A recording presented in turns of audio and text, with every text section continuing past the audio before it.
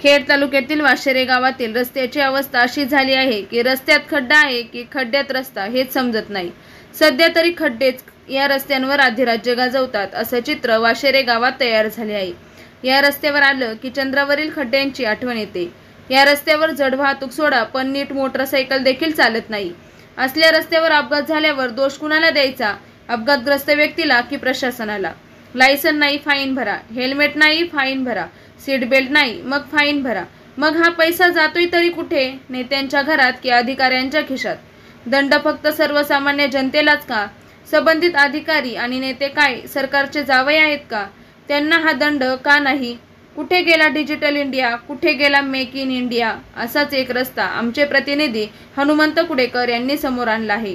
तो रस्ता म्हणजे देवतोरणे या गावचा। या रस्त्यावर नीट पायी चालता येत नाही तर गाडी कशी चालणार? जेव्हा अपघात होईल तेव्हाच जाग येते। या सरकारला अपघात होईपर्यंत वाट का पाहताय असा सवाल आता नागरिक करत आहेत। Bureau report the Maharashtra news Pune. आपल्या भागातील महत्त्वपूर्ण बातम्या पाहण्यासाठी आजच आमच्या चॅनलला सबस्क्राइब करा आणि बेल आयकॉन प्रेस करा। आणि तुम्ही जर आमच्या बातम्या फेसबुकवर पाहत असाल तर आजच आमच्या फेसबुक पेजला लाईक, शेअर आणि फॉलो करा।